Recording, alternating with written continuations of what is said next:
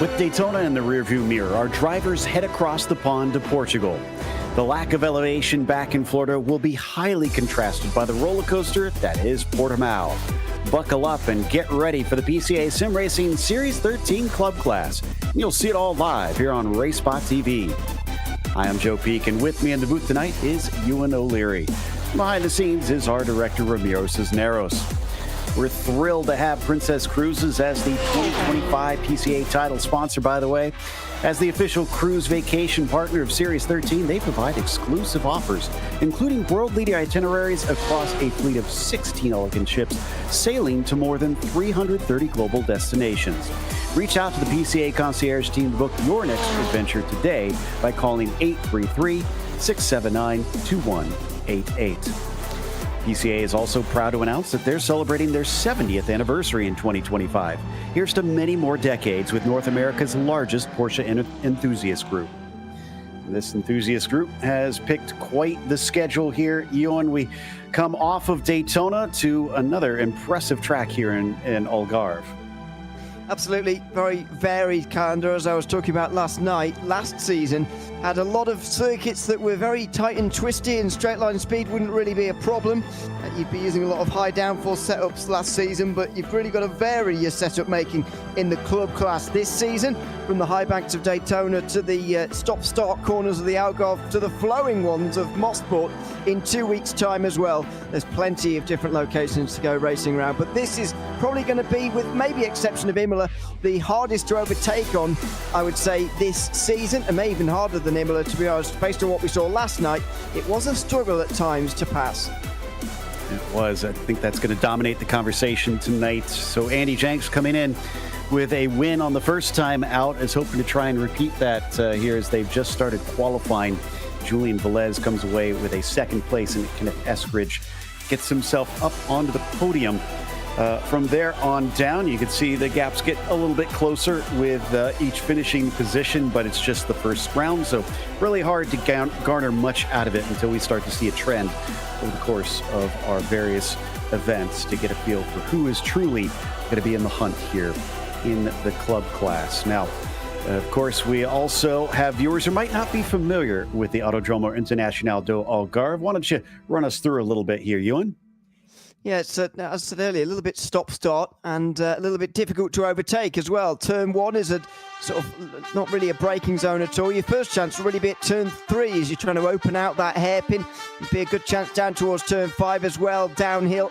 It opens out the inside towards turns 8 and 11 and 13 as well. So there are plenty of half chances. There's just not any clear-cut chances really around this circuit, which makes it difficult. But unlike what we saw 2 weeks ago at Daytona, where there certainly was at least one clear-cut chance every single lap, you've really got to work for it around here, which makes it very, very different indeed. But one of the things that's not apparent on that track map, because it's in 2D, is the elevation. That's the real big story of this circuit. So many plunges up the hill and back down again that really gives this circuit its character. And here Robert with his motion rig is going to wear out some of the hydraulics, I have to imagine, by the end of this race. You can see it tilting all around for him to give him a sense of what's happening, as he currently sits in 11th. Andy Jenks actually just moved up on the front row as we were speaking just now. So he's been kind of shuffled outside the top 10. And I'm showing him, let's see, yeah, improving by nearly a second. So if he keeps this up, he could jump way up the order. Yeah, could well do. We'll see whether that holds over the course of the that part of the lap. I'm just giggling to myself because it's just we were mentioning elevation. Saw some elevation in the real world there for him, so that was good. But anyway, out the final corner for Patrick Adamczyk, one of the difficult corners to just spot your apex, to be honest, there through turn 15 as you're going over the crest of the hill. This is going to be a good time if it counts, and it's a top 10 for Adamczyk, top 9 covered by less than 4 tenths at the moment. And we just had our latest driver take a lap, so that means all 27 of them have set an official time here. That is important. You don't want to be stuck at the back from what we saw yesterday. So if you fail to set a time, you're really going to be just out of luck out there. As we continue to watch David Glenn work his way around as well. Lacroix's lap, by the way, good enough for 3rd. So yeah, that was a massive improvement from where he sat on the first time around. Yeah, he's looking good now on the inside of the second row. We'll be pleased with that as Robert Neville comes around turn 12 now, stamping on the brakes immediately before turn 13, where we saw some rear grip slippage towards the end of the race yesterday. See if that comes back to bite a few today as well through the penultimate corner. Turn 14, which some circuits would be tempted to call 2 corners, actually, but I'm glad they've stuck with just the one. And then through the final corner as well, as John Gibson, who had a big crash at Daytona, goes to the top of the standings by precisely no thousandths of a second ahead of Andy Jenks. Wow. And Andy Jenks is done with his 3, so he's not able to do anything to change that. Gibson is done. Is there anybody else with their 3rd lap still left to go? I'm checking through. Most everybody has already taken their 3rd from what I'm seeing. And Peter Kummer just finished his, but that's only good enough for 20th for him. So, yeah, we might see ourselves with the top 2 separated by less than a thousandth. Go ahead. Yeah, Adam Chick's the only one inside the top 10 who could have improved there, but he's just spun at turn 14. He's actually a lap behind everybody else, so this next lap is actually another one, but he's not. Is he going to take it? He's weaving around. He's going to go again. According to my numbers, he's only starting lap 3 now. That lap there is going to be no good because he spun, as I say, but this is one more chance for him, if I'm not mistaken. You're right. Yeah, Adam Chick does still have this next lap to try and improve out here, but the question is, can he? As he was looking quick in the practice, but that doesn't always mean anything if you have to try and pull it out of the bag on command within 3 laps out here. As he comes down into turn 5, we'll have to watch closely this time. Like you mentioned, so many drivers afterwards kind of confirmed what we started to suspect with the rear tires. Anybody who starts to get wheel spin off of corners might pay the price later on. Yeah. We saw that towards the end of yesterday's race. And it was very interesting to see, I've got to say, as well. I was surprised that we were seeing such a rear slip at the end of the race, actually. But I suppose it's to be expected with the circuit in some senses. But I was still surprised. This is the comparison between the 2 lap times, by the way. 2 tenths of a second quicker for Adam Chick in that first sector. You can just see that there's no particular one sector where Komatsu is losing loads to Adam Chick, but it's just sort of happening and evolving throughout the lap. A quarter of a second through that first part, and then we'll see how much in the second as well. But Adam Chick's going decently here. He doesn't need to improve that much to jump up the rows. Following Komatsu around, Adam Chick is actually up in the final corner of Galp right now, so we'll get our answer pretty soon. If he could disrupt what could be a pole decided by 0.000 of a second, it's a 43.3. No, that will not be an improvement. So Adam Chick stays in 8th, and Komatsu has already finished his, so he's slowing, knowing that he can't do anything from here. So 27 cars have set a time. We'll head to the warm-up, but the grid has now been locked in, and it's fascinating. I'm very curious. I wonder if we could get some of our organizers behind the scenes to let us know if they've ever had that close of a pole position between John Gibson and Andy Jenks on the front row. iRacing did score it past that thousandth of a second, but we just can't see it. But it looks like a tie, obviously. Ben Leung will be starting 3rd behind them, and Robert Lacroix stayed on that second row, good enough for 4th today. Michael McKenney will be starting in 5th, and Kellen Heimbucher will be in 6th. Julian Velez, 7th today, followed by Patrick Adam Chick in the 8th position. Derek Dirksen in 9th, and Mark Foley rounding out your top 10. Then in row 6, it'll be Scott Bowers and Richard Woodruff. 13th place went to David Glenn, who finished ahead of David Snelling in that qualifying session. He will be hoping for a better start to his race this time around because he crashed on lap 1 last time out. Terence Tong is a little bit further down in 15th compared to where he was running at Daytona for much of the race. He might have a similar story to Justin Sang, actually, who went through the field quite well last night. Mike Matson is alongside him with Charlie Boyer and then Steve Komatsu on row 9. Komatsu was involved in an incident with J.R. Gregory about 4 minutes ago. We'll see how he goes today as well. Robert Neville and James Heosh round out the top 20 with Peter Kummer in 21st ahead of Ken Eskridge. Quite a long way down for him as well, considering he finished on the podium 2 weeks ago. Robert Cottrell and Dale Green are sharing row 12. From there, just a couple more. Mark Doran is going to be starting in 25th with J.R. Gregory next to him and Chris Sherburne. And the lonely 27th spot the lone car there on the final row of the field. You're right about Ken Eskridge. I think he improved a bit at Daytona, but it certainly wasn't coming up from 22nd place. I think he maybe improved by about 8 or 9 positions. Here we go again on another pole lap. Ewan, you want to give us the runaround on this?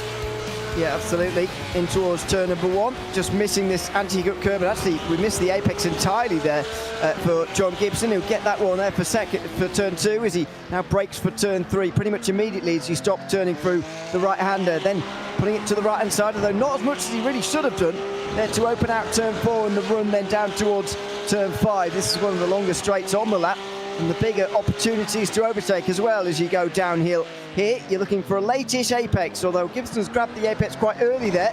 He'll use some of that red exit tarmac to aid his exit just that little bit. Then through turn 6, which doesn't really take any thinking about. Turn 7, just a dab on the brakes and a feather of the throttle through here before you're braking immediately as you're turning almost here. Ready for another late apex. There's a bit of a flat-out run to come as you go up over the hill and then back down again. Then you go back up again as you exit turn 9. This is one of the big chances up the top of the hill here as you're really going to open out the corner. Look at the space they've got on the right-hand side there for some moves in the race. Again, we missed the apex there at turn 11. That's 2 missed apexes so far. Through turn 12 they go. Not so important to get on the curve through there. Again, braking as soon as you finish turning, as is the case through so many of the corners around this circuit. Again, missing the apex slightly though. Then in towards turn 14, which is a hairpin you just keep tight with, really. You're not focused particularly on a late apex, although Gibson gets a relatively late one there.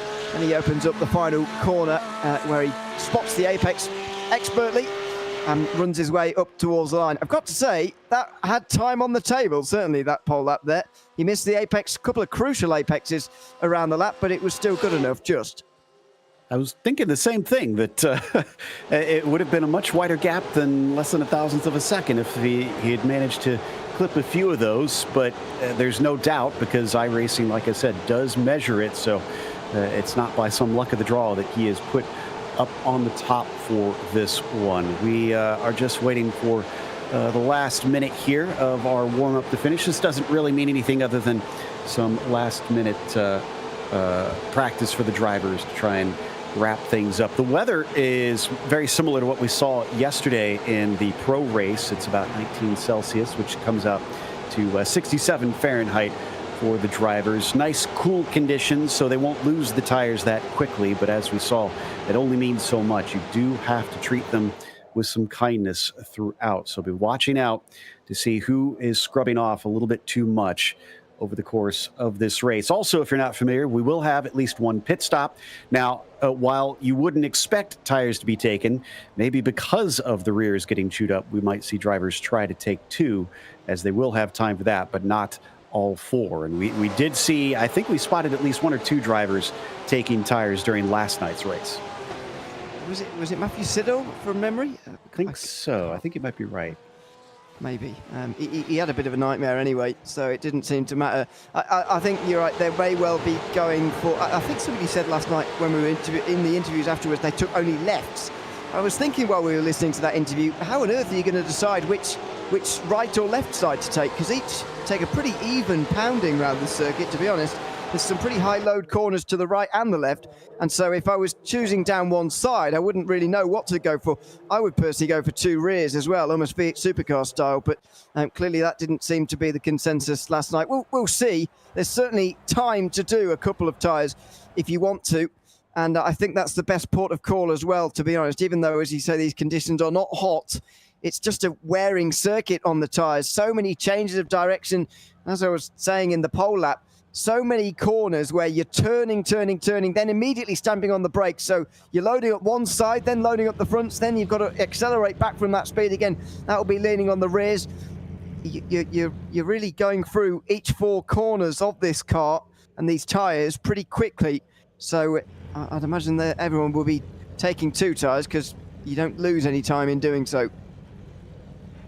I almost wonder if maybe you can't take 2 without a time penalty, because I know that iRacing does have some caveats to the way that it gives tires out, and with some of the GT style cars, it treats it like you would see in real life, where mini series only allow just the one or two tire people out at the same time, and so they would usually do one side and then the other.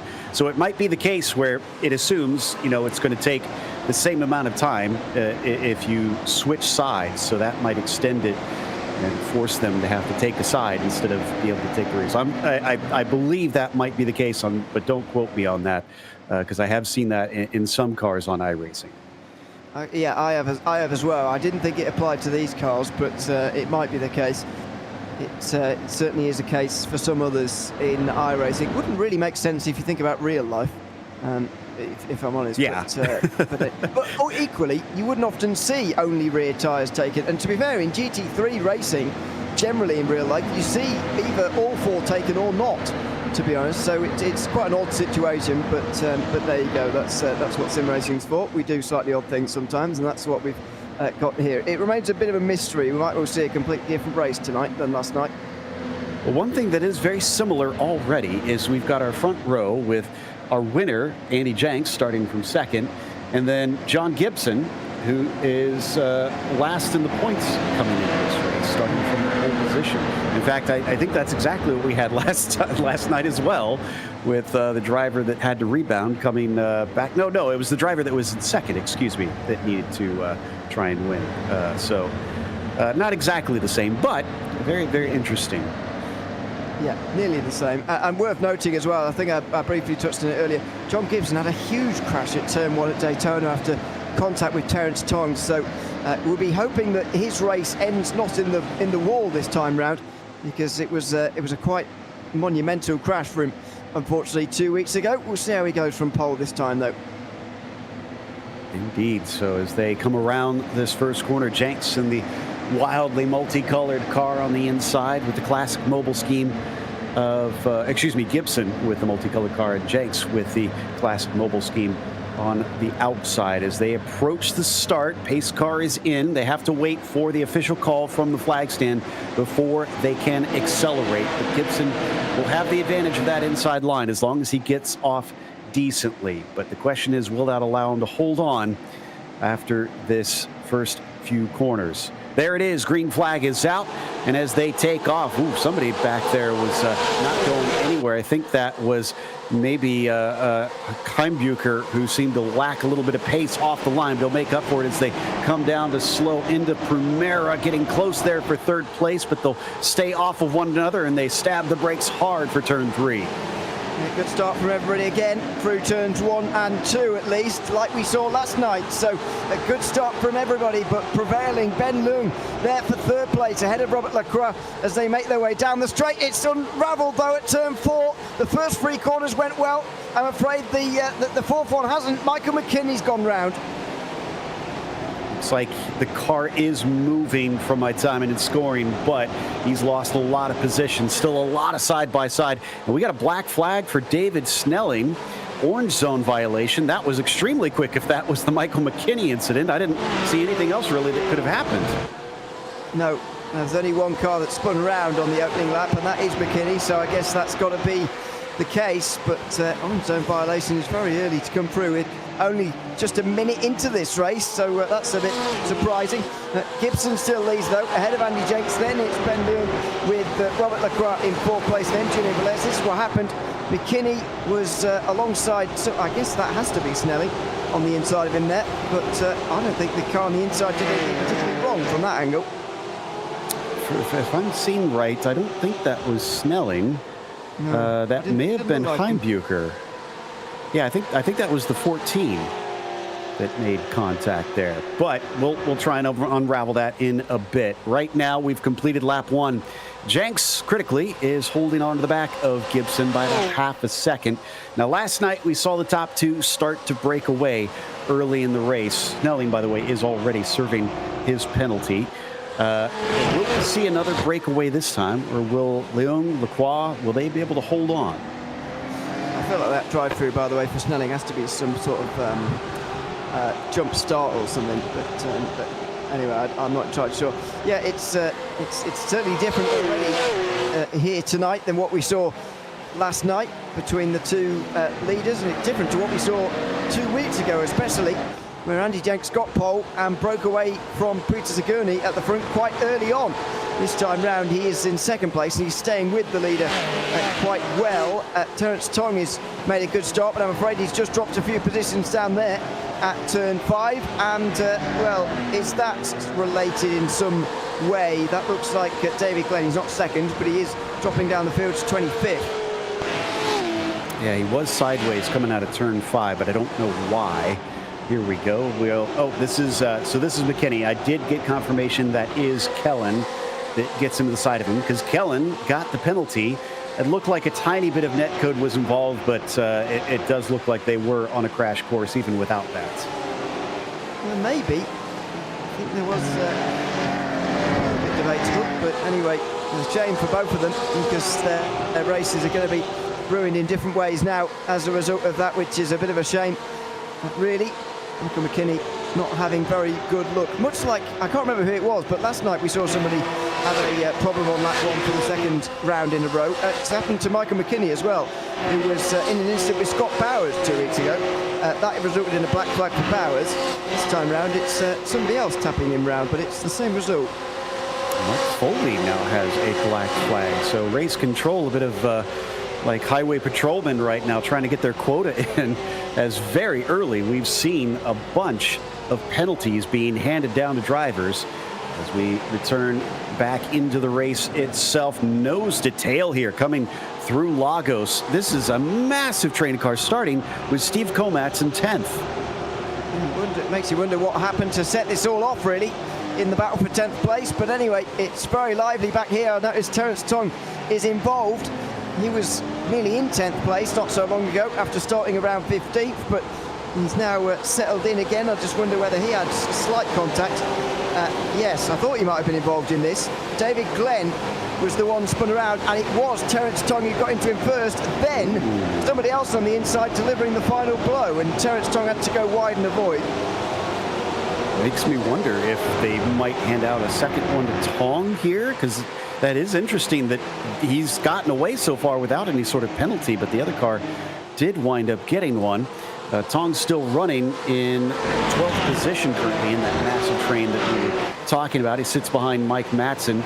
Steve Komatz, by the way, must have really taken advantage of some of the bad starts we've seen. He's up 8 positions, and based on how many cars are behind him, I think he might be on the defensive for a bit here.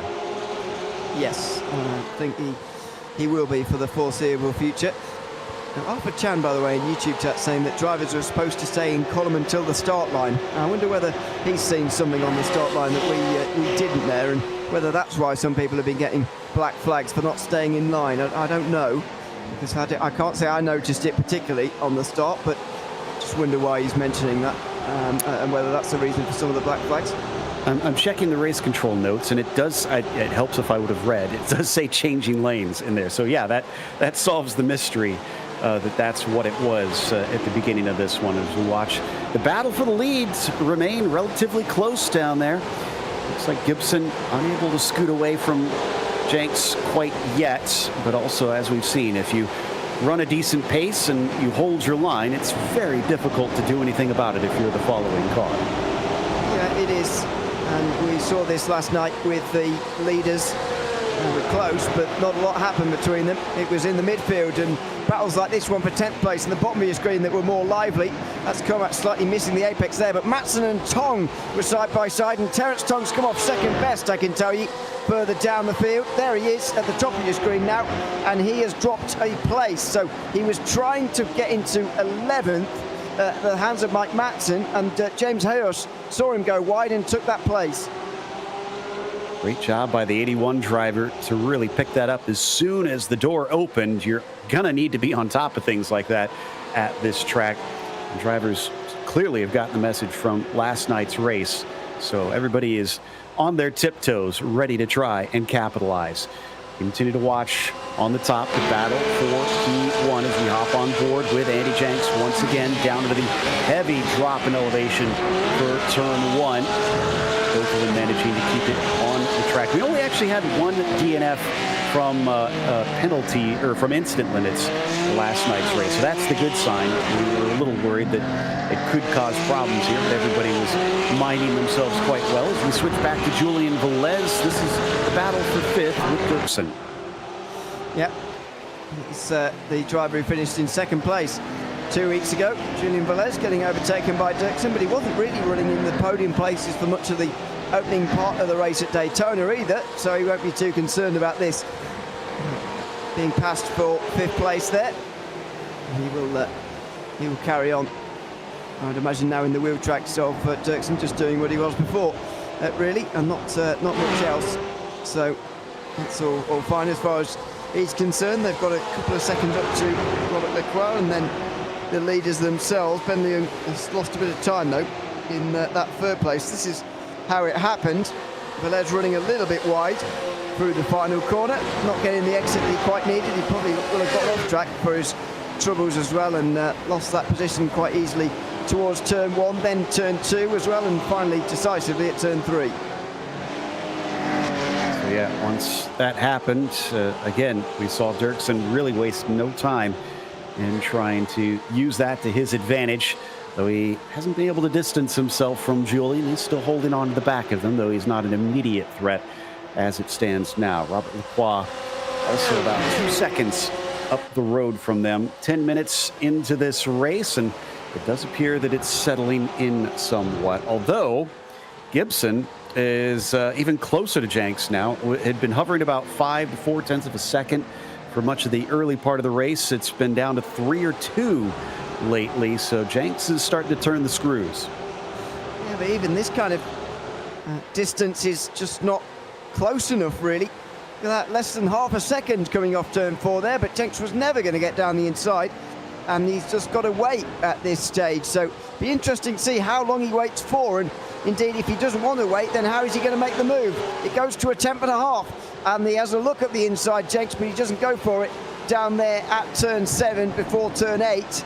There is the risk, if you do battle a bit too hard around this circuit, you allow loads of other drivers to catch up to you, so that will be in the back of their minds again as well. Exactly. Ben Leung is only about 1 second behind them.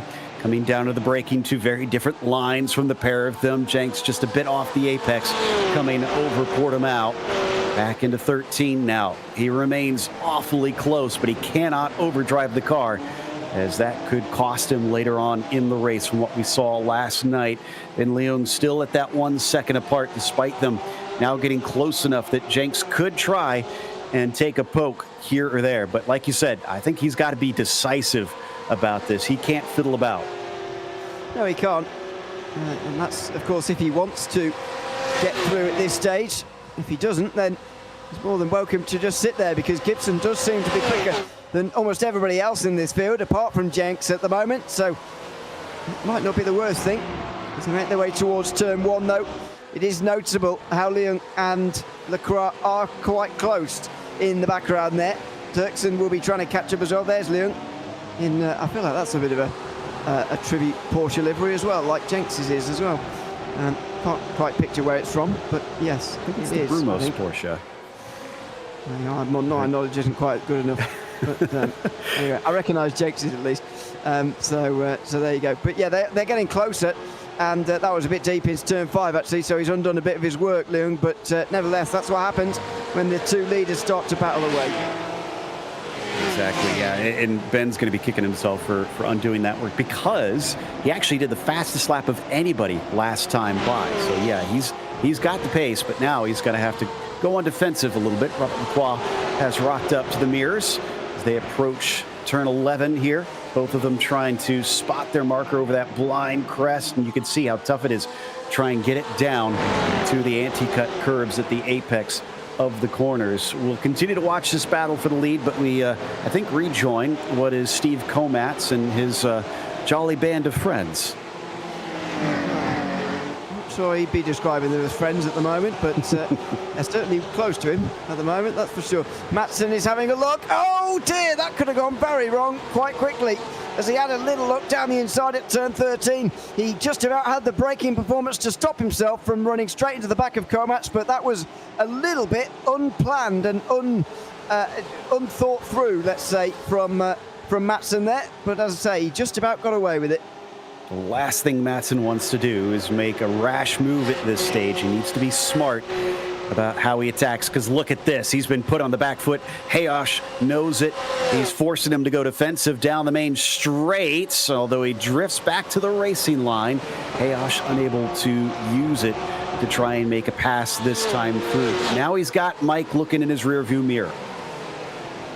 Yeah, and that's good news for Steve Komatz here, who can just benefit from that. And the lead has changed meanwhile. While we've been watching this, Andy Jenks has got to the front just 16 seconds or so up the road from this battle for 10th place. So yes, that would have happened in towards turn 8 probably. I think it was around turn 5 that they had swapped around there. We're watching on board with Terrence Tong. Hopefully we'll get a replay on that one in a bit, because I think it was a mistake from the 911 driver. Here's on board with Terrence Tong. He's already... Komatz.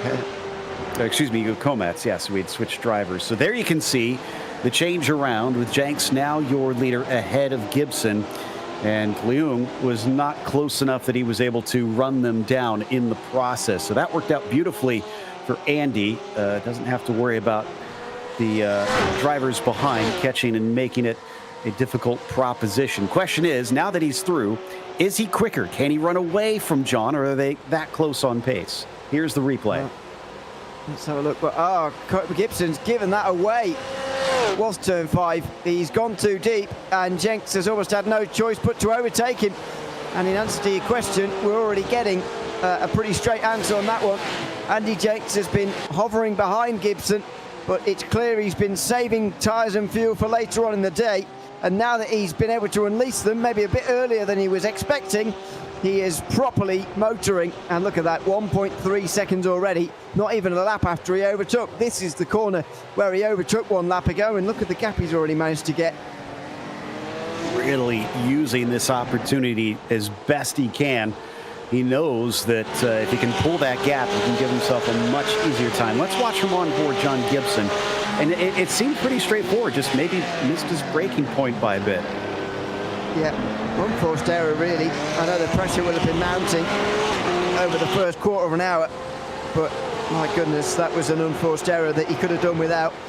It's become clear now that he was holding up Jenks and he was getting in the way of him. That's not as if, to say anything bad about Gibson. That's good news for him, if anything.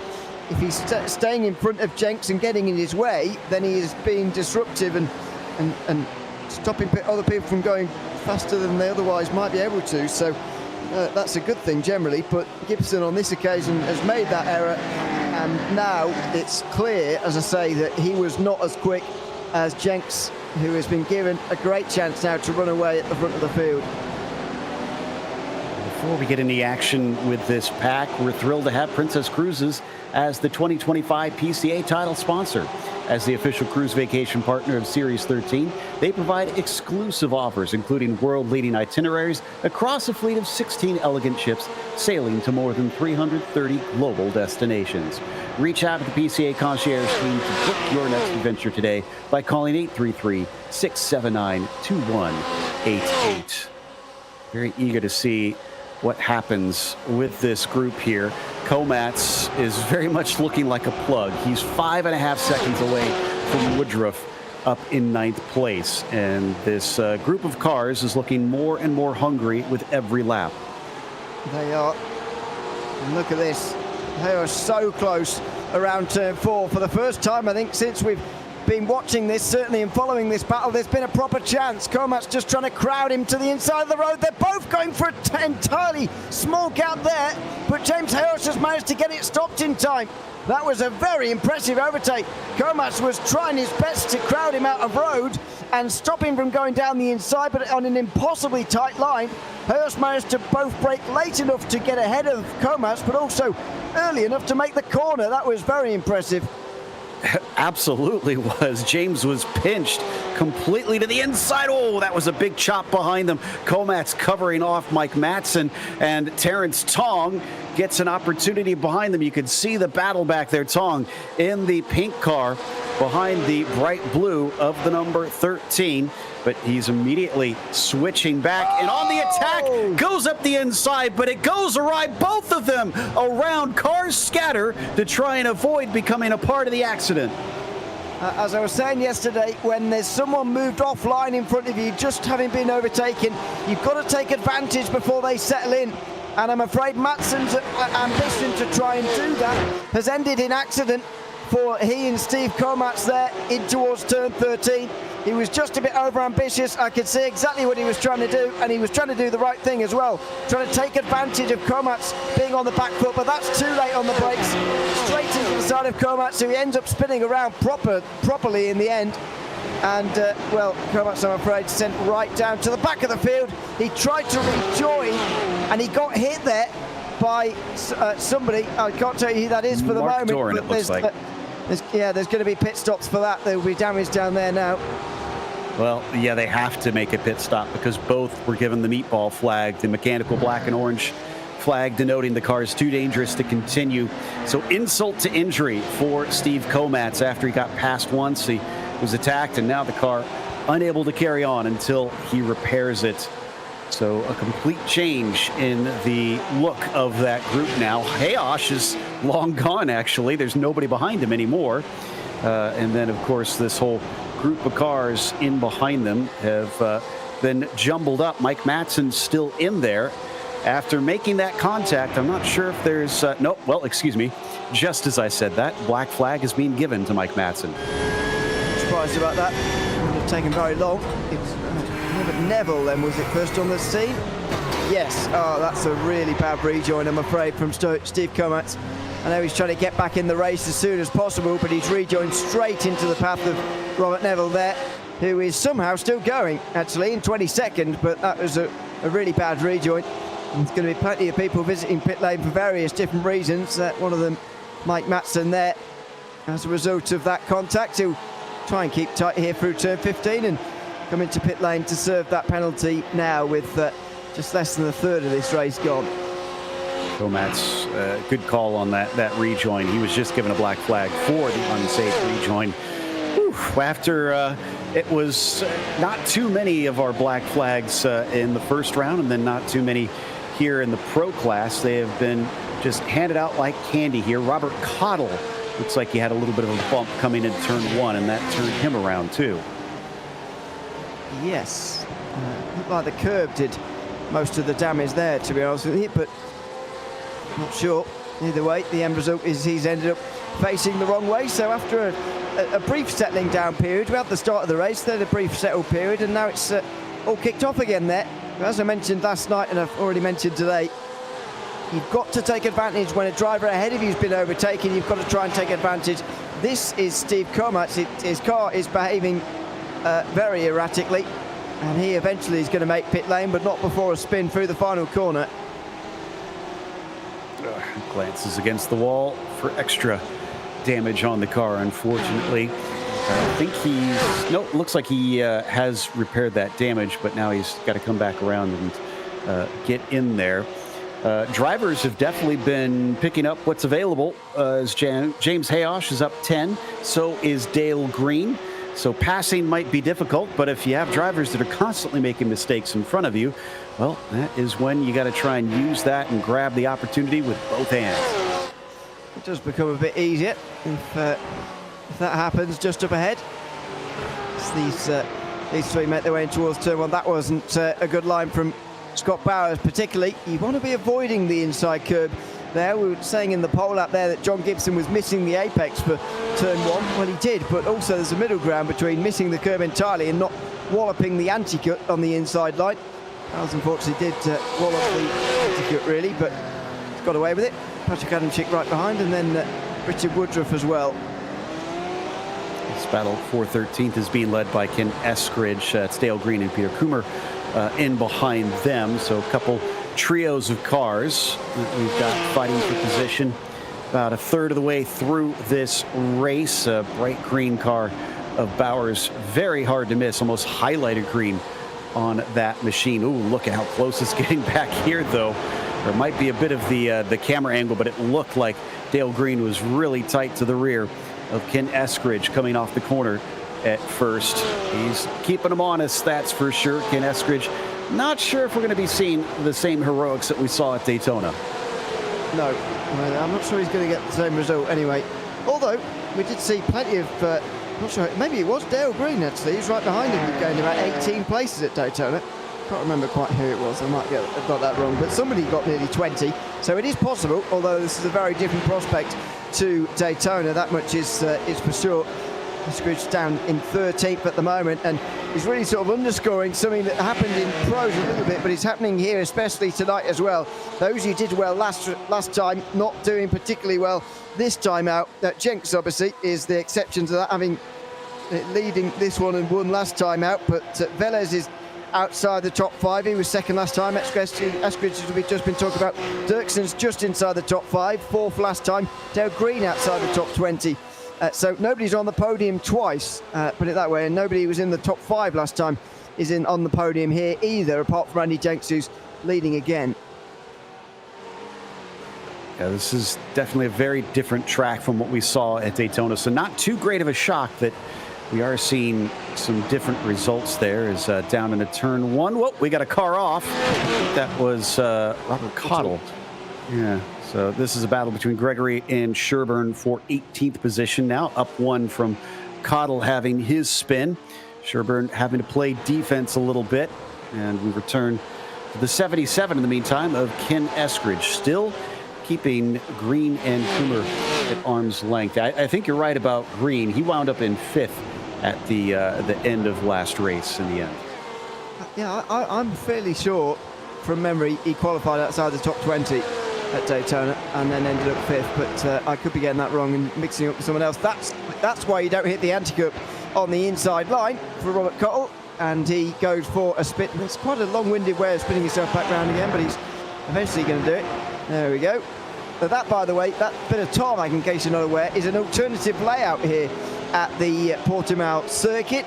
Instead of taking that sort of fast version of turn 1, you go into what's effectively a hairpin before a 90-degree left-hander, and then what becomes another 90-degree right-hander, for what becomes turn 3, what is turn 2 on this circuit. So it makes it a very tight and twisty first sector. I think it probably makes for better racing, actually, but it doesn't flow well. Yeah, very awkward. Kind of reminiscent of Bahrain, I guess, if you had to compare it to start the lap. But battle for 7th with Scott Bauer still holding off Adam Schick. Woodruff in there, making sure that he is a factor in this one. Coming down to the braking of turn 5. Does a very good job on the way in, but maybe he overcooked a little. Car is nowhere on the way off the corner. Yeah. So you got to think about both ends of the corner. Can't sacrifice one for the other, that's for sure. Scott Bowers continues in 7th place. Good run through turn 8 there, really maximising the corner. He's on board with Dirksen. Just starting to see some battling developing ahead of him here. Robert Leclerc catching, and still with Ben Leung, I should say. They've been together pretty much the entire race so far, but they're all catching John Gibson a little bit, and this is a 4-driver group maybe starting to develop here for second, although I think pit stops are going to disrupt this pretty quickly. We saw a number of drivers pit rather early last night, probably doing what we had talked about and trying to leapfrog a couple other cars. And since they only have, looks like 26 cars still out on track, there might be some good opportunities to find some gaps. I'm actually checking my track map now, and there's definitely some spots that you could slide into if you time it right, but you almost need somebody watching that to be able to really time that one right. And many of these drivers won't have that, so I think last night some people just got a bit lucky. Maybe I'm being a bit harsh on these drivers, but I think some people just got a bit lucky last night with where they actually ended up compared to where they could have been, which is in some very big groups and getting stuck in a lot of traffic. So some of these guys in the top 5 are just not going to want to take the risks, to be honest. As much as they want to try and improve their position with some clever undercuts, I think the risk of actually losing places by getting stuck behind someone is too large and looming large for these guys. However, on the other hand, Dirksen has 7 seconds back to Julien Velez, so actually he does have a pretty big safety net if he wants to take a risk, and the same goes for anyone else in this battle for second. Yeah, you have to remember that without the change of tires, or at least we expect most drivers not to take tires, all you're doing is adding fuel. So you're making the car heavier. So the usual expectation of a pit stop could help you leapfrog isn't really there for this series. The drivers will be a little bit slower, and they won't have the fresh tires to help them. The only thing they might want is the clear track, and that is definitely what Adamczyk would like right now. He's starting to try to get by Bowers. He's had enough. I'm not sure why everyone's being so much more aggressive into turn 13 tonight than they were last night, but that's at least the second, maybe third time we've seen someone either causing or very nearly causing an accident trying to make some moves down there at turn 13. Interesting to see. And Bowers certainly noticed that, because now look at the mirror watching he's doing down the straight. Adamczyk's not close enough. He's never going to be close enough for a move into turn 1. But look at Bowers here, how he's thinking about Adamczyk. He's completely taken the wrong line as a result. Too much mirror driving, I think, there, but he's got away with it. Adamczyk didn't fully take advantage, and Woodruff will now try and do so. He's watched the two of them ahead playing silly games, and he's taking a position for himself up to 8th place. Well, Woodruff didn't win silly prizes in this case. He got himself that P8, and now he sets off after Scott Bowers. Can he do what Adamczyk could not last time, or is he going to have to worry about Patrick maybe trying to repass while he's looking forward? Since early in the race, when we saw Ben Leum take that fastest lap, Andy Jenks has since reclaimed it. Doesn't really mean much, as there's no bonus point for that in this series, but it is fascinating to see who is fast win over the course of this race. Nearly to the halfway point now, so if we do see any pit stops, this is probably about the earliest we should see them come about. Yeah, I mean, on fuel they would have been able to pit from quite a while ago and make it to the end. I think we've already seen, is that pit stop long enough? Maybe not, but we've certainly seen Robert Neville make his pit stop. Only problem is he's come out nearly 100 seconds off the lead, which is nearly a lap down around this circuit. So not any of the main contenders for any of the top 10 positions have we seen into the pit lane just yet, but I wouldn't be surprised to see some coming in at this halfway mark. If you are going to change a tyre or two, then doing it at the halfway mark is a good way to even things out and try and spread the load, but nobody deciding to do that in this group over the line as Woodruff consolidates his newfound 8th place. Yep, he's in a good spot at this stage. By the way, Michael McKinney has a black flag. Just says for an incident, so I'm not sure unless I think this is live right now. Yeah, this should be live, so we're not seeing any sort of replay. So I don't believe this is him taking a pit stop. This is him serving a penalty. Woo! That was a heart attack and a half. Goodness me. I thought there was going to be a monumental crash there. I've no idea how he stopped it in time. And I don't think he does either. Hands off the steering wheel. Dear me. Goodness knows what he's feeling at the moment as he's actually pulling into his box now. Robert Leclerc, by the way, while we've been watching that, has been off the road somewhere. He's dropped a lot of seconds. He's dropped just one place to 5th. It's a big shame. He was having a good race out there up to this point. Before things erupt once again, we're thrilled to have Princess Cruises as the 2025 PCA title sponsor. As the official cruise vacation partner of Series 13, they provide exclusive offers, including world-leading itineraries across a fleet of 16 elegant ships sailing to more than 330 global destinations. Reach out to the PCA concierge team to book your next adventure today by calling 833-679-2188. So, as we come back to the car of Bowers, now ahead of Woodruff. And that's James Hayosh behind him. That is one of our hard chargers. So he's run them down. And I guess, let me double check the lap times. Has he actually been faster? Oh, he's been miles faster. 43.5 last time. It's the best lap of the race, bar a couple of drivers. I think only 3 drivers have been quicker than that. Certainly in recent laps, as into the pit lane now comes a few of the top contenders. Was that... I can't see who that was, actually, but anyway, that was a pit lane trip for proof. Oh, and a spin for Bowers. Oh, Scott Bowers getting on the power at turn 3 has had a spin, and that is and he's had another one trying to get back going again. That's a bit clumsy. Tong will get through, as will Charlie Boyer as well. That was not the smartest driving there from Scott Bowers. That is, again, such a shame. And Woodruff grabs another one. This one a lot easier, though. That's up to 7th place. So this is what happened to Scott Bowers, I assume. Yeah, rear starts to get away from him. And then I think maybe, oh, well, no, it looks like he gathered it back up. And then it was in the second half of the corner. It broke off once again. Yeah, a puzzling spin, really. And that bit's just impatience, trying to get back going again. But free positions for a few drivers a bit further down, so they'll be pleased about that. This is the battle for 7th place, though. But as you say, James Harris now involved. What an unbelievable drive he's been having. As I say, 43.5 on his lap before last. And then on the last lap, 43.3. That was quicker again. That was quicker, by the way, than John Gibson's best lap of the race so far, and Derek Dirkson's, and Robert Lacroix. It's only slower than Andy Jenks and Ben Leung's fastest lap of the race. So that's the 3rd fastest lap of anybody's. And James Harris all of a sudden is showing himself to have qualified a lot lower than his race pace is suggesting right now. Yeah, I get the feeling that James is sort of our Dale Green of this race, just has been making up for what is a poor qualifying. As we check back in with Bowers now in the 9:17, and he's lost another position. What happened there? He's got rear damage now. I thought he was taking a weird line out of 13. I didn't really think anything of it. I don't know whether he got the rear damage earlier on and we haven't noticed it, but he's certainly got a big dent in the rear end of that car. Uh-oh. And he's in pit lane now as well, as James Hayos gets down the inside of Patrick Adamczyk, who's going to give him some space at turn 5, and that's another position for the 81.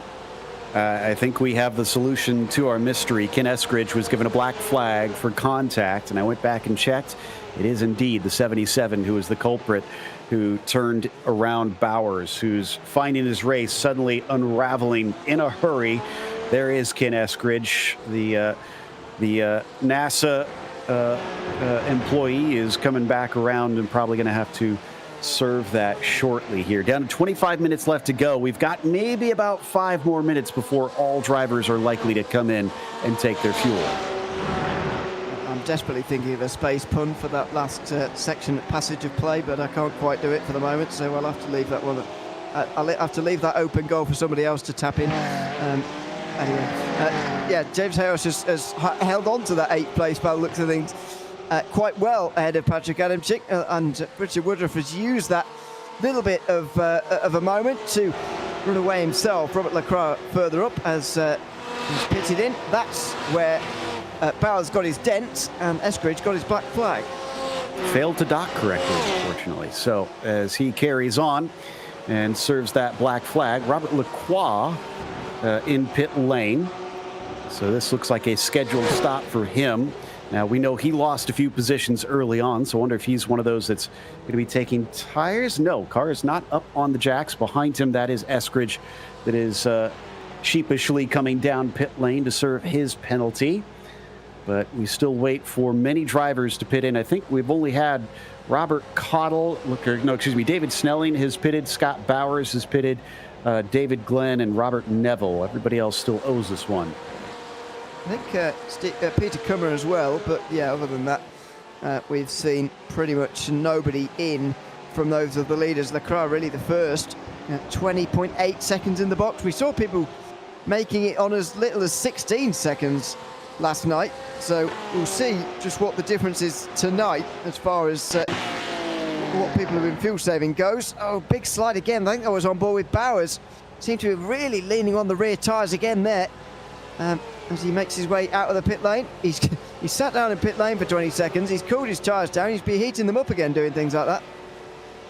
They're going to be a nightmare by the time they get to the checkered flag. But Jenks seems to have it under control. 2.5 seconds down to John Gibson after he made the pass. Not a long ways away, especially considering last night's gap was, I think, 7 seconds by the end of the competition.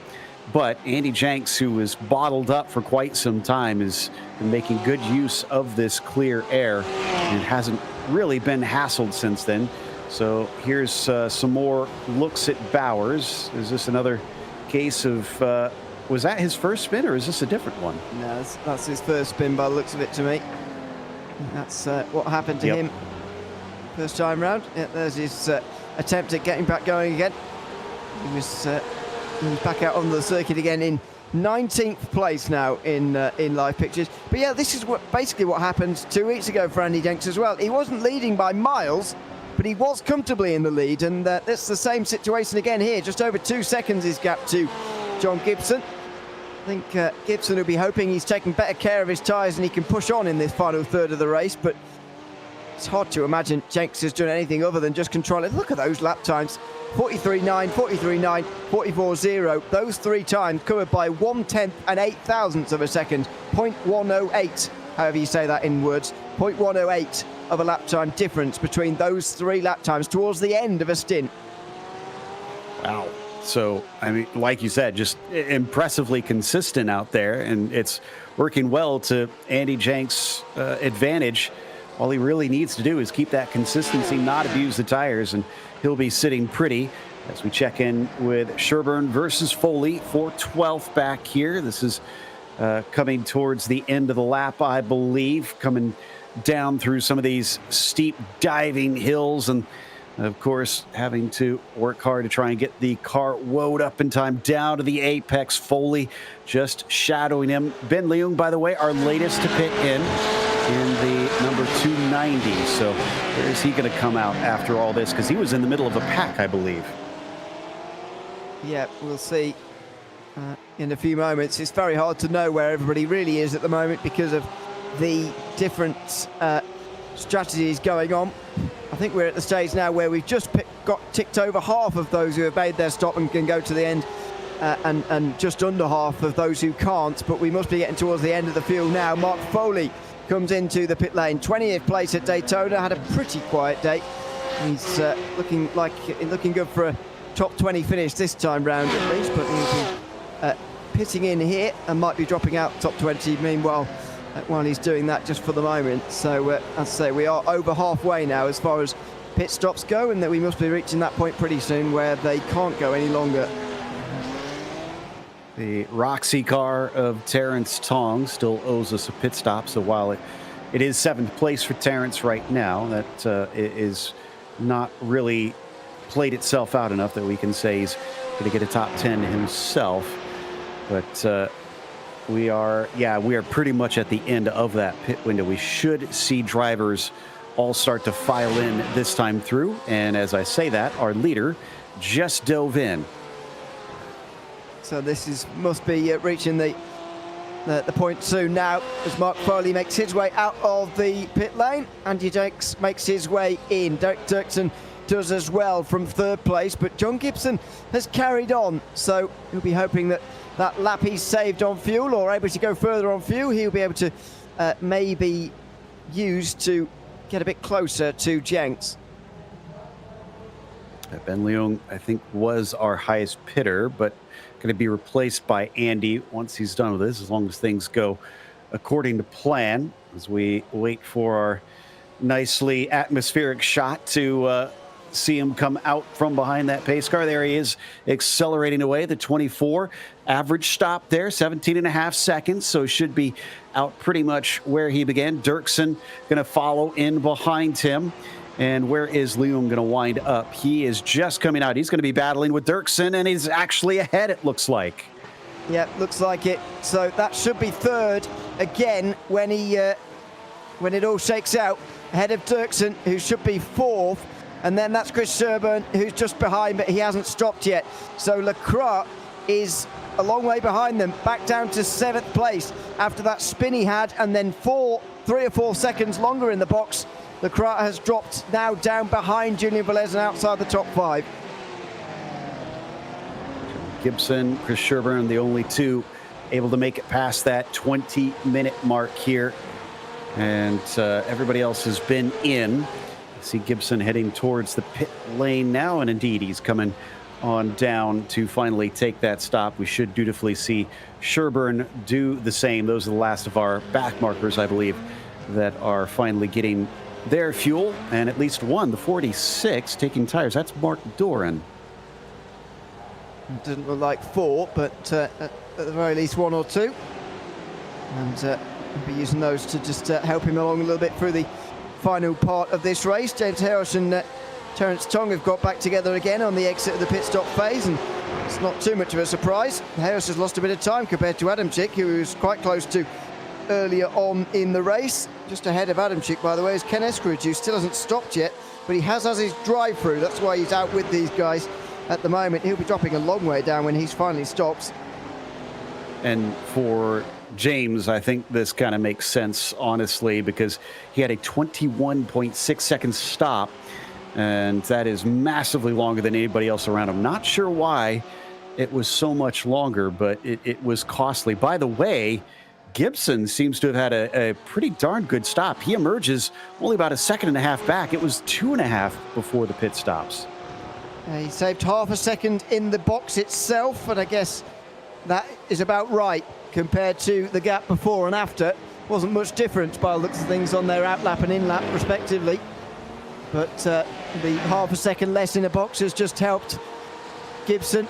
He's only got 17 minutes though, and I know that sounds like a long time, but he's got a lot of catching to do there, and then he's got a lot of working to do to try and fashion a move as well. So that looks like a long time to go, but in reality it's really not for John Gibson.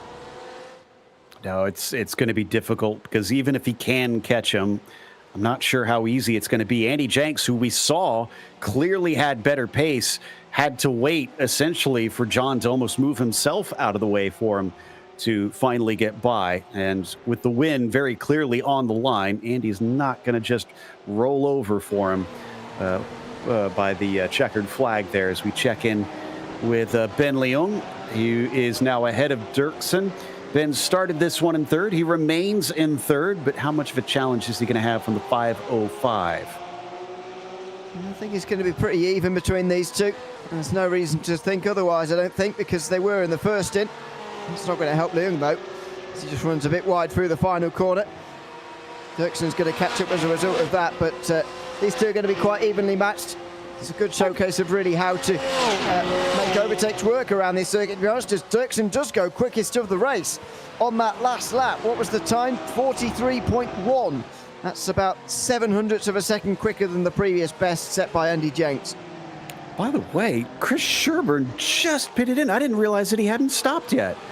He somehow made this 45 minutes. That is massively longer than anybody else we've seen, and was actually sitting in 5th place before he finally took his pit stop. I had noticed because I saw plus 22 on my timing and scoring. I went, what the heck? Who has managed that? Chris will emerge actually with quite a few spots.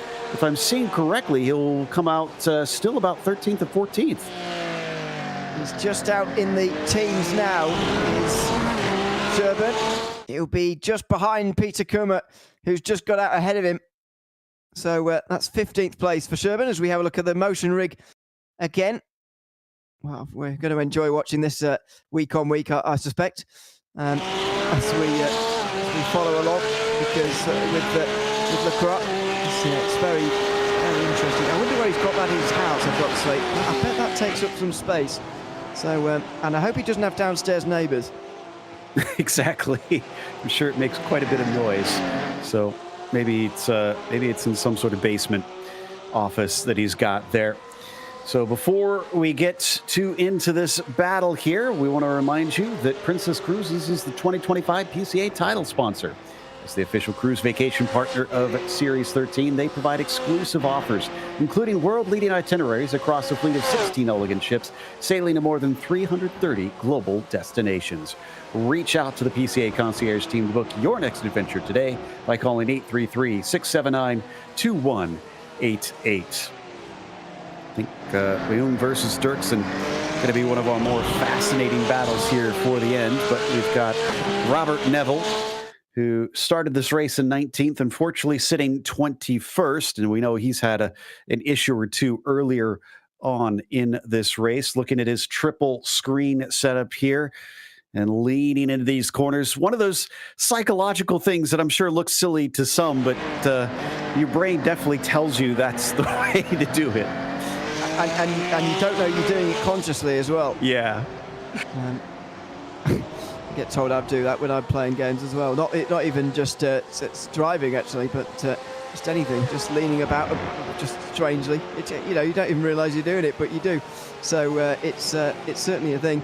Leung is really on the defensive here, and this is, I guess, because it's so late in the race. He knows he can afford to lose some time defending, and it's worth losing some time defending this third place right now. That's exactly what he's doing. Robert Leclerc, by the way, has made another mistake, and he's dropped behind Richard Woodruff now.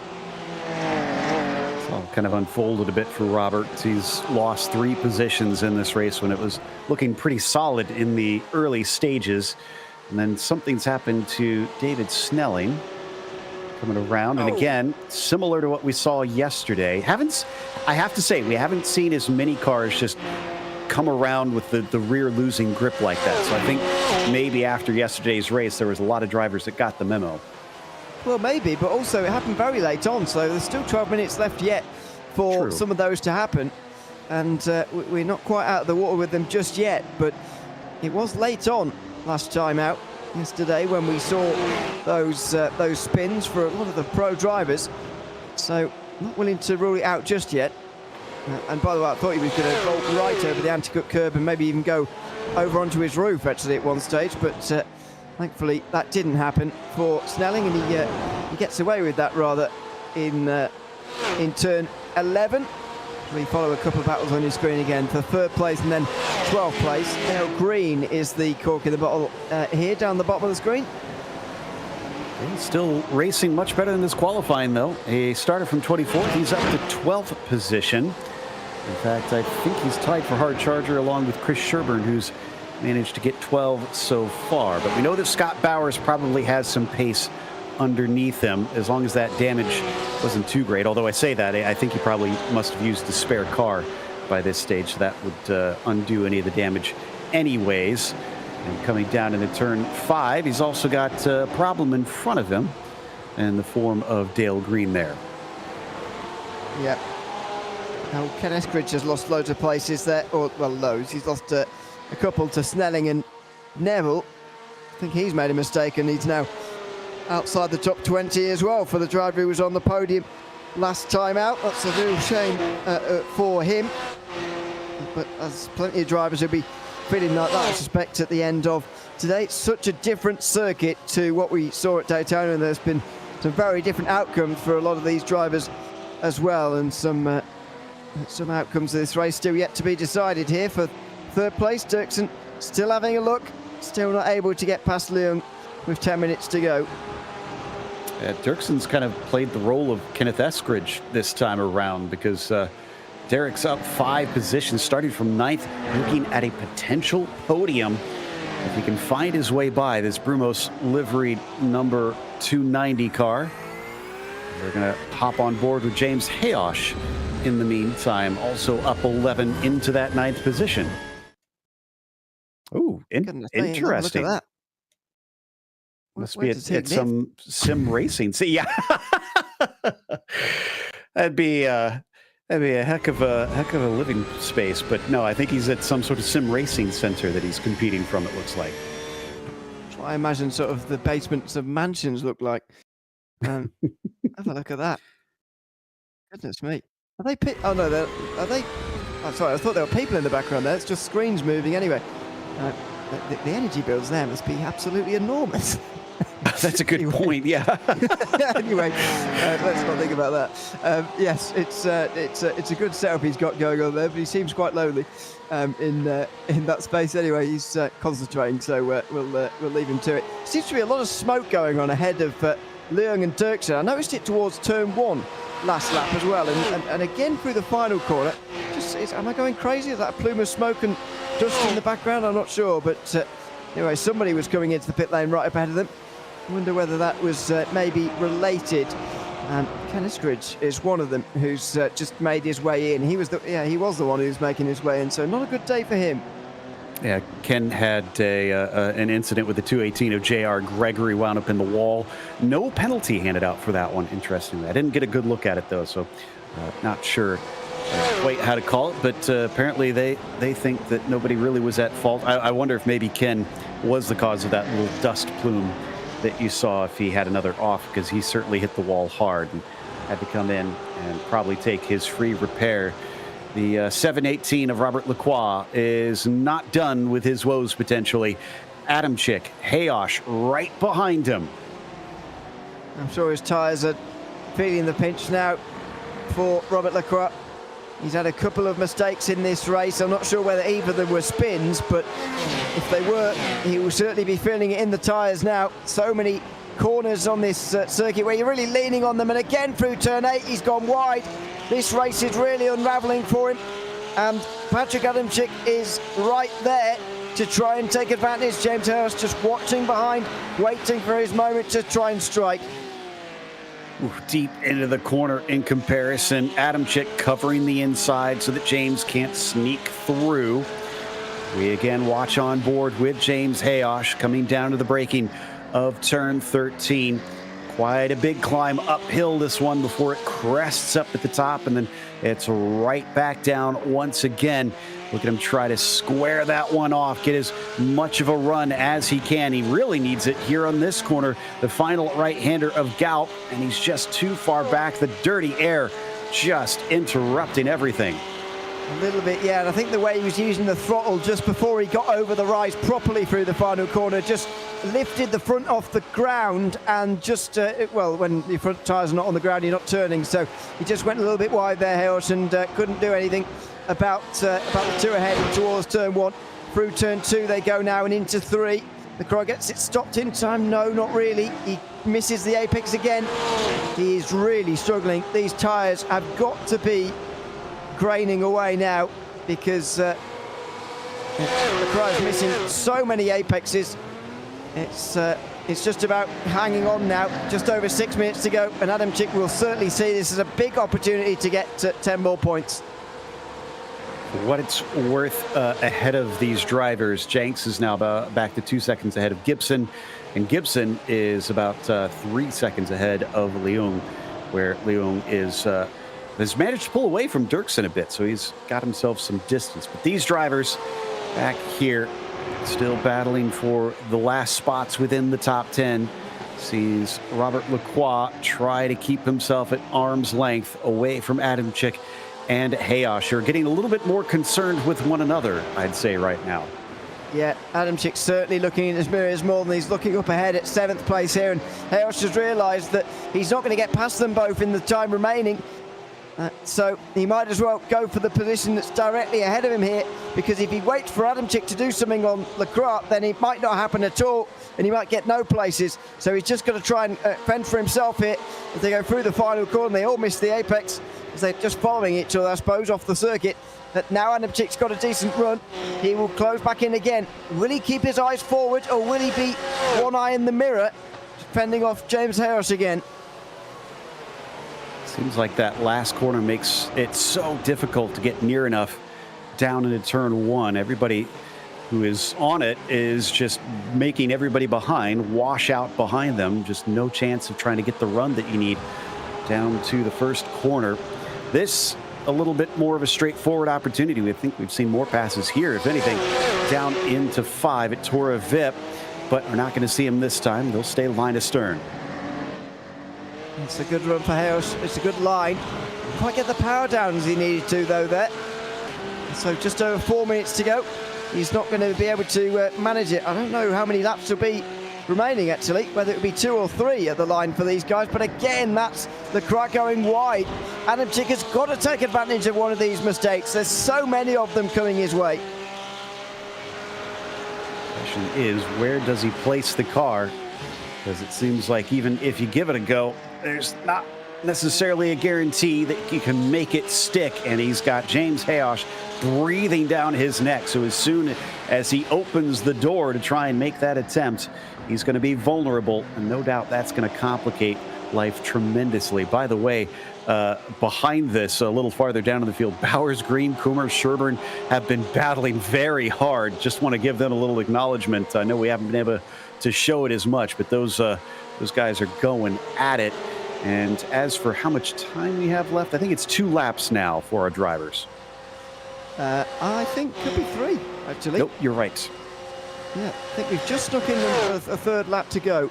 So that's good news for Adam Chick and Hayos. The worst possible news for Robert Leclerc, who really would have liked just 2 laps to go here, but he's got to do some more defending. Here goes Adam Chick again. He's looking to the inside. He's trying to get in the mirrors, but this time Leclerc gets the apex, and he'll just hold on to 7th place again this time round. They're all losing time, as you can see, because Terence Tong is homing into view as well. A 4-car battle pretty soon. That'll make life difficult for James Hayosh. So we check in with, I think, is this Woodruff? No, this is a battle for 3rd place. Okay, so Dirksen has reeled Ben Leung back in after losing touch with him for a little bit of while, maybe just cooling those tires off, and is giving it one last charge before the race is over. I'm not sure the gap was ever that big, but anyway, he's got the gap back to where it needs to be now as far as a passing zone goes, quite possibly. Can Dirksen do anything though?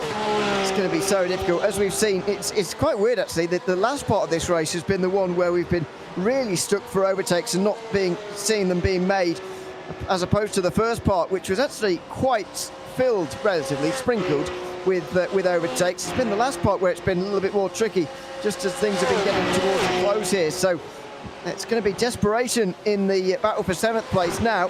Adam Chick, you can see his lines are getting a little bit more varied and in some cases erratic as well, as he tries to get 7th place, but all he's doing is inviting James Hayos, really. Certainly is. And as we continue to watch this battle, the leader just took the 2 to go signal at the line last time. Andy Jenks still a little less than 2 seconds. So definitely one where he's going to have to keep himself on the line here, or else he could lose out on that win. Any mistake could throw it away from here, but he's not under attack. As Adam Chick is under attack from Hayosh, who's going to look down to the inside, coming into Tora Vip. Can he get it done? Hayosh before was able to deal with the car pinching him in, and he's going to be able to do it again, almost has a chance to go by Lacroix as well.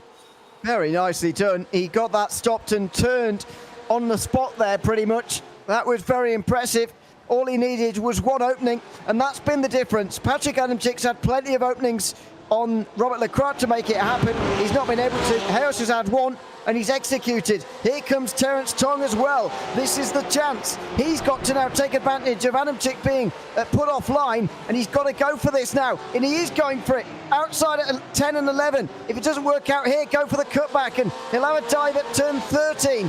If he feels it's now or never, and it might well be. Giving away on the penultimate lap. Here he goes. Oh, there was going to be contact. Rexy and Roxy, I'm afraid, have come into contact.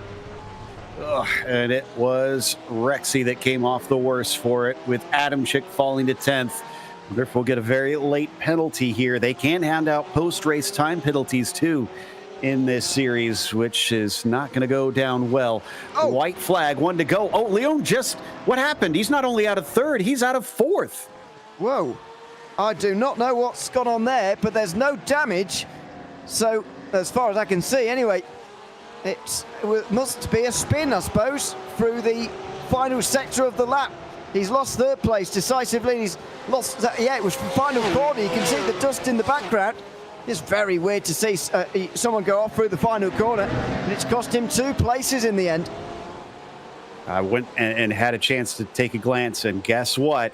Those rear tires gave way partway through the corner, so just overheated them maybe a bit right at the end, and it failed him at the worst possible moment. Andy Jenks up at the top, though, still at roughly 2 seconds ahead of John Gibson. Not sure if he was managing the pace, because it seemed like he was much quicker through the middle part of this one. Regardless, you don't need to win by a mile. You just need to be the first one to get to the line. And Andy Jenks seemingly proving that here today in the number 24. Started it from 2nd place, and as he rounds the final corner, he is going to be +1 to the best possible position, taking the win here at Portimao. Yeah, similarly dominant here in round 2 as to what he was at Daytona, albeit with a smaller margin this time round of just 1.6 seconds, but a 100% perfect possible start to the season for Andy Jenks. 700 points from just 2 races. James Hayes, by the way, got through on Robert Lacroix on this final lap as well. What a great drive from Hayes to get up into 7th place. So clinical with his overtaking chances compared to those around him. Fantastic, up 13. Also, as far as our podium goes, Dirksen was +6 by the end of the day to get onto the podium. So not too shabby that time around either. Only 2 cars going to finish off the lead lap. Ken Eskridge and Steve Komatz. Kellen Heimbucher in behind. As there we see James Hayosh, I suppose, taking that one final position, coming up through 6, 7, and into 8. That was brave. That is not an easy spot to do it, although he maybe was a bit liberal with the track limits there. Yeah, we'll see what the stewards say about that, but I don't think that takes anything away from his drive. James Harris, I think he's been absolutely fantastic in this race. Got himself to 7th in the end. Andy Jenks got himself up to 1st with a win today. John Gibson comes home in P2 with Derek Dirksen rounding out your podium. Julian Velez, a bit more of a quiet run for him, but he still takes 4th over Ben Leung, who wound up P5. Bit of a shame after the hard work that he did. Richard Woodruff was 6th, and James Hayosh, as we mentioned, a gain of 13 to finish 7th. Lacroix behind him in 8th, and Terrence Tong also did a pretty good job, up 6th to 9th, as Patrick Adamczyk will round out your top 10.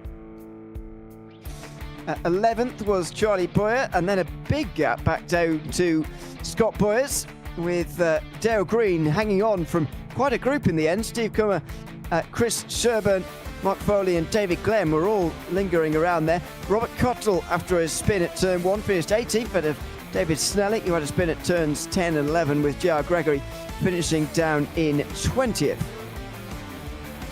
Then in 21st, it was Mark Doran, followed by Robert Neville in 22nd, Kellen Heimbucher in 23rd. Eskridge and Komatz were the last 2 to finish, with Michael McKinney, 26th, and Mike Matson, 27th, as a DNF. Well then, it looks like we've got Andy Jenks ready to chat with us, so let's pull him in and see how he felt about that one. Because Andy, I have to say, they often will tout patience as a virtue, and it looked like you played that to perfection today. Once the opportunity was there, you wasted no time. Yeah, thank you. Yeah, John was real quick, and I was just trying to stay close and bide my time, and it's a real easy track to make a tiny little mistake, and when I saw my window, I took it and then tried to put a little gap. We saw that gap start to open up. From there, was it managing the pace? Because it never seemed to really got any bigger than 2 to 2.5 seconds. Yeah, that's right. It was this track can be tough on tires, especially that left front. So I was just trying to go easy on the tires, and I just kept saying to myself, hit your marks, and don't make a mistake, because John was right there to pounce. Back-to-back wins. I mean, you can't ask for much more. Can you carry it on to a hat trick in Canada? Well, here's my problem. Unfortunately, work is going to get in the way a lot of my fun, and I unfortunately am going to miss the next 4 races, which is really disappointing, but nothing I can do about it. A bit of a shame, but still, I mean, you've proved yourself well in the ones you could show up for. Congratulations on 2 victories to kick things off, sir. Thanks very much.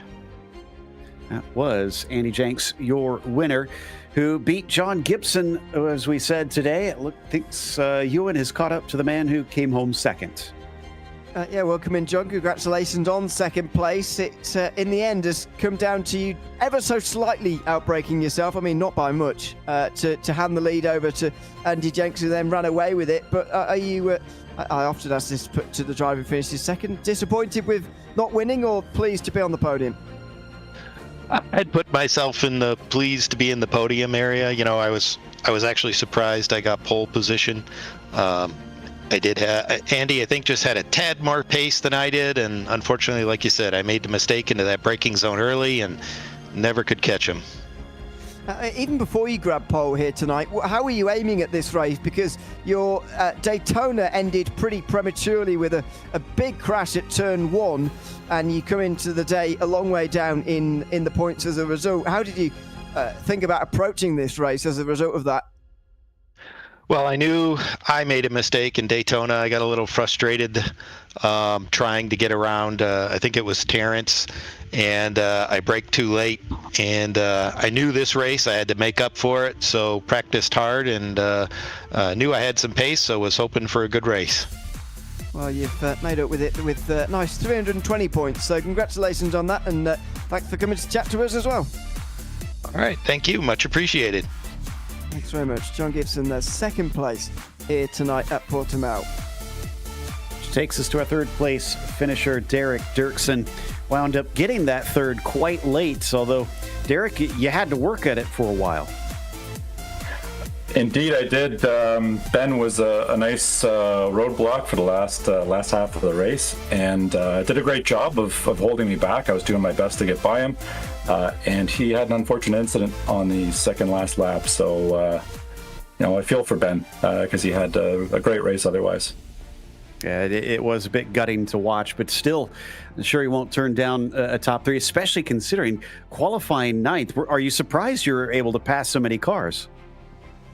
Well, the first little incident there on turn 3, I think I gained a spot there and just tried to work my way up the field the rest of the race, and had fun doing it. Some tough racing, but a lot of fun. Well, we're going to see another track where there might not be as easy of a way around cars at Mosport. How do you usually fare over up in Canada? Well, that's my home track, so I hope to do well. Extra pressure put on there, but you're good with dealing it, so we know you've got that half of the equation. Congratulations on a third. Yeah, thanks a lot, guys. Great evening. That was Derek Dirksen, who gets to spray the champagne today. As we mentioned, it is off to Canadian Tire Motorsport Park for the start of our next race, February 6th here on the club class, but that is 2 weeks from now. We will be back on Wednesday night, January 29th, for the sport class here at Portimao. So we still have more action to come in Portugal. A big thank you goes to the steering committee at PCA Sim Racing, as well as to our team tonight, Ramiro and Ewan. And thank you for watching tonight's broadcast of PCA Sim Racing. I'm Joe Peak, and until next time, race clean, race hard, and we'll see you on the track.